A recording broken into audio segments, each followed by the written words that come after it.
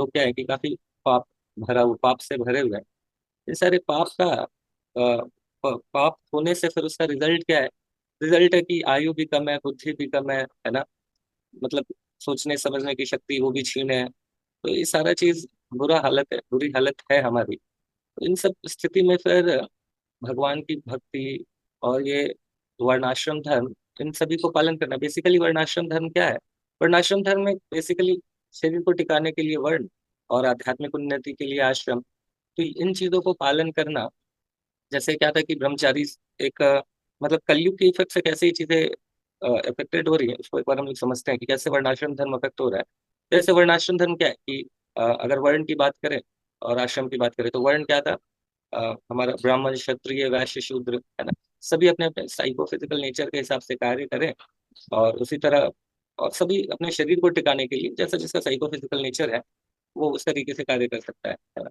कोई जो business minded है वो बिजनेस भी करेगा, बट भगवान की प्रसन्नता के लिए। कोई क्षत्रिय है तो वो एडमिनिस्ट्रेशन वाला पार्ट टेक केयर कर सकता है ना। कोई शूद्र है तो बाकी सेवा वाला, मतलब जो साइको फिजिकल नेचर है। और जो तो इस तरीके से ब्राह्मण क्षत्रिय वैश्य शूद्र, और दूसरा आश्रम ब्रह्मचारी आश्रम है। ब्रह्मचारी आश्रम के बाद फिर गृहस्थ आश्रम में जाएगा, फिर वो वानप्रस्थ आश्रम में जाएगा, एंड देन संन्यास। तो ये सारी चीजों को कलयुग में प्रैक्टिस करना बड़ा डिफिकल्ट है। अभी जैसे हम लोग देखते हैं कि एवरेज एज 8 साल में बच्चे पॉर्न वॉर्न देखना शुरू कर देते, तो बेचारे कहाँ ब्रह्मचर्य आश्रम में रह पाएंगे, है ना। और उसके बाद इतना अ, सब गृहस्थ आश्रम में भी हम लोग देखते हैं कि वास्तव में गृहस्थ आश्रम क्या है कि हस्बैंड वाइफ दोनों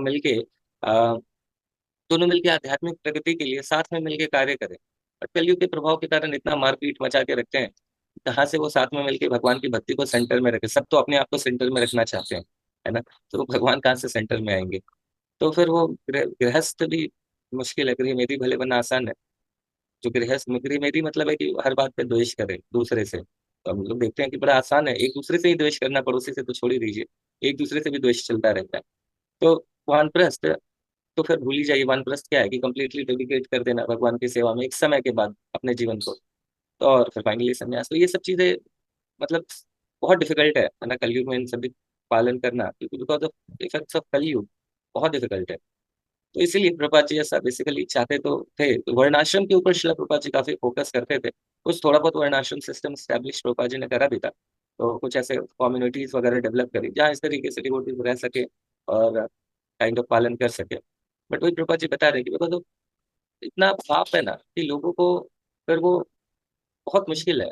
ये कलयुग की इफेक्ट इतना सारा है, तो उसमें भक्ति करना और इन चीजों को सही तरीके से फॉलो करना। तो श्रील प्रभुपाद जी इस चीज को बताते हैं कि कैसे ये कलयुग का इम्पैक्ट तो है, बट एक तरीका है जो इस कलयुग के इम्पैक्ट को हम हैंडल कर सकते हैं, और वो क्या है?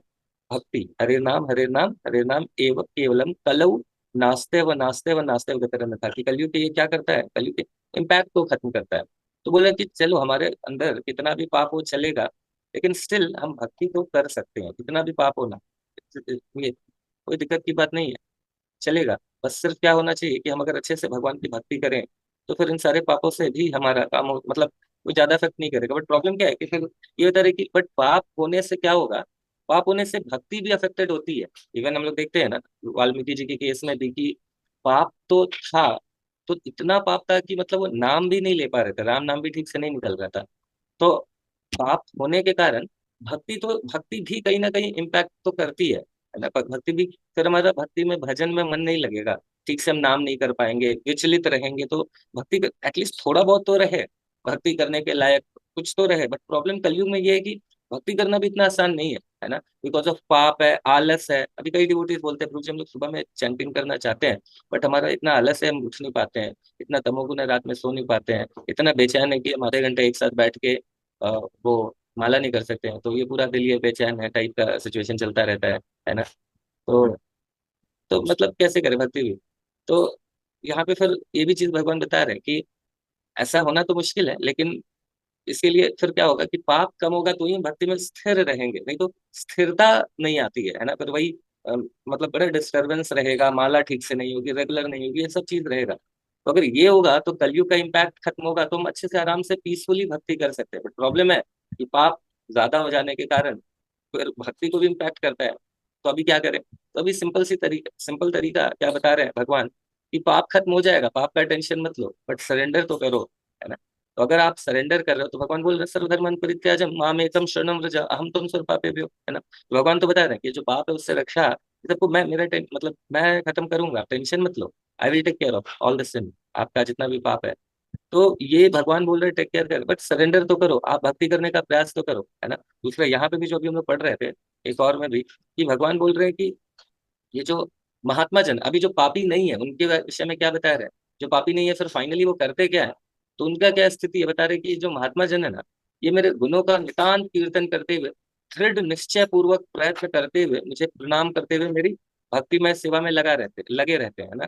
तो जो पापों से मुक्त है फिर वो क्या कर सकते हैं, तो ये महात्मा जन जो जो वास्तव में महात्मा जन है ना, जैसे हम लोग देखते हैं कि चाहे हमारे आचार्यों के विषय में देखा जाए, शुद्ध भक्तों के विषय में देखा जाए, तो जो वास्तव में महात्मा है वो क्या करेंगे, वो दृढ़ता पूर्वक निश्चय पूर्वक हमारी मतलब भगवान की भक्ति में लगे रहेंगे, है ना।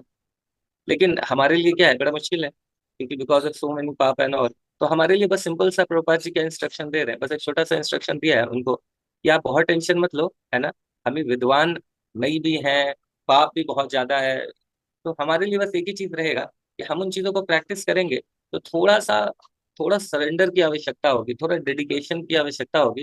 अगर थोड़ा सा आपने कर लिया ना, तो फिर ये आप निकल जाओगे इससे। तो यहाँ पे बहुत श्रील प्रभुपाद जी ने ना हम सभी के लिए बहुत सुंदर इंस्ट्रक्शन दिया है, क्या दिया है कि हमारे लिए एकमात्र कार्य, आवश्यक कार्य बस यही है कि श्रीमद् भगवत गीता के आधार पर कृष्ण भावनामृत आंदोलन में स्थिर रहे। तो ऐसा भी नहीं है कि हवा में सरेंडर रहो, है ना। जैसे मैंने कई बार ये चीजें बोली है कि वेदांत चैतन्य प्रभु जी बताते हैं कि never surrender intelligence, surrender with intelligence, है ना।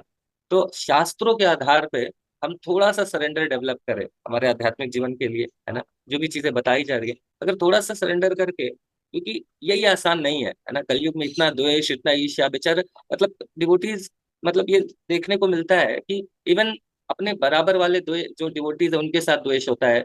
अगर दो डिवोटीज में कंपटीशन है, चलता ही है, मतलब डिवोटीज में भी चलता है, जो नए नए नवेले भक्त लोग हैं उनमें चलता है, एक लेवल के बाद तो थोड़ा ये चीजें नहीं होती, बट जैसे जैसे ये मैच्योरिटी है तब तक होता है उसमें, किसी डिवोटी से इवन हम लोग अगर कोई अगर उनके फैसिलिटेटर है वो उनसे थोड़ा ज्यादा बात कर लिया, उनको ज्यादा समझ लिया, तो दूसरे वाले व्यक्ति को तुरंत द्वेष उत्पन्न होने लगता है कि आप तो उन्हीं का फेवरेटिज्म कर रहे हैं, है ना? मतलब बहुत सारे चैलेंजेस हैं, तो इसलिए तो उसमें फिर वो कहते हैं हम भक्ति नहीं करेंगे, अब ये वो ऐसा। तो इसमें वही है कि जो दृढ़ता पूर्वक लगा रहेगा ना, वो इन सारे इम्पैक्ट्स को निकलता जाएगा, तो बड़ा इंपॉर्टेंट है लगना, है ना। तो ये बहुत महत्वपूर्ण है इन चीजों को समझना कि हमें क्या करना है, सारी परिस्थिति तो रहेगी, बस सिर्फ दृढ़ता पूर्वक भक्ति करना है ना, सततम कीर्तनम करना है भगवान को, सततम मतलब जस्ट पार्ट टाइम नहीं है, क्या सततम है।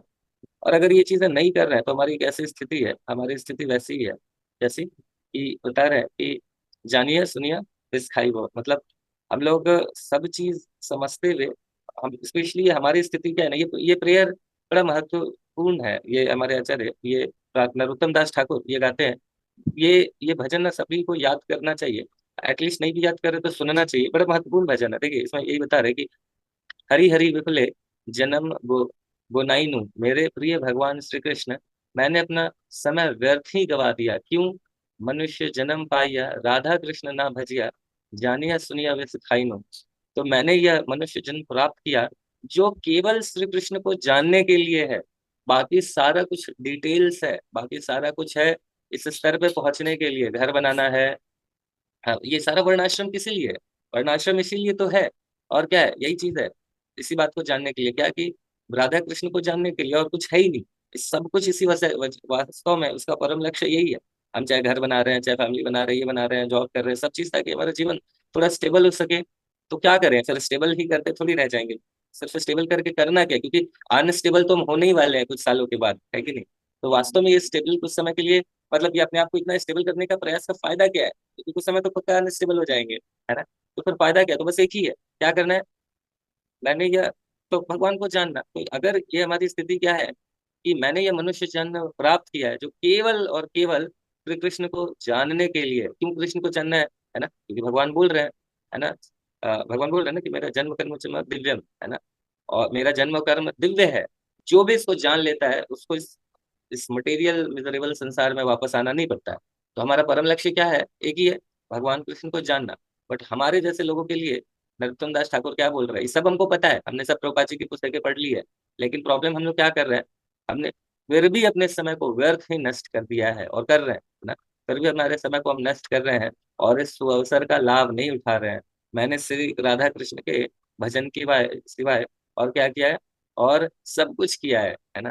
तो हम अभी सब कुछ कर रहे हैं बट भजन ठीक से नहीं कर रहे हैं। तो उसी तरह से जो नरोत्तम दास ठाकुर है हमारे हमारे बारे में कह रहे हैं कि फिर हमारी स्थिति पता है क्या है। हमारी स्थिति है कि हम जानबूझ कर क्या कर रहे हैं, विष खा रहे हैं। जानबूझ कर विष खाने का अर्थ क्या है, अपनी आत्महत्या करना। आत्महत्या करने का मतलब क्या है कि किसी को मानव जीवन मिला और उसने क्या करा, सुसाइड कर लिया। तो क्या हो गया, वेस्ट हो गया ना उसका जो मनुष्य शरीर है। उसी तरीके से मनुष्य शरीर वास्तव में क्या है कि है भक्ति करने के लिए, भगवान को समझने के लिए, भजन करने के लिए। बट अगर हम नहीं कर रहे हैं तो फिर क्या कर रहे हैं, हम सिर्फ ये आहार निद्रा भय मैथुन में लगे हुए हैं। तो देन हम क्या कर रहे हैं, जानबूझ के हम क्या कर रहे हैं, विष खा रहे हैं, है ना।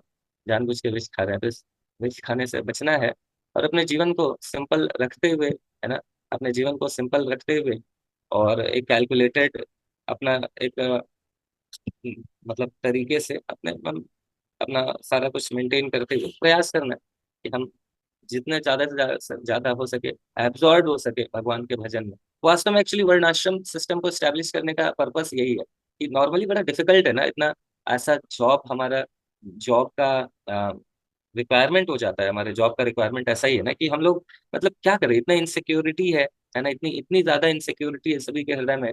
तो कहाँ से वर्णाश्रम होगा जब तक मृत्यु प्राप्त नहीं होती है। 60 साल 65 साल जॉब के बाद भी बेचारे री जॉब करके उसको री एम्प्लॉयमेंट बेसिस पे, मतलब क्योंकि इतना इनसिक्योरिटी है ना, लगता है लोगों को कि अगर हम लोग 200 साल जी गए तो क्या होगा, है ना? हमारा पैसा तो रहेगा नहीं। तो मतलब इनसिक्योरिटी लगता है कि ये हो जाएगा तो क्या होगा, मतलब कभी खत्म ही नहीं होती है, कभी खत्म नहीं होती है। तो बड़ा मुश्किल है। तो इसीलिए सब कुछ जानते हुए भी हम कर नहीं पाते हैं भक्ति। इसलिए हम लोग प्रयास कर रहे हैं जैसे सभी डिवोटीज इस्कॉन में वर्णाश्रम टाइप का सिस्टम एस्टैब्लिश करने का।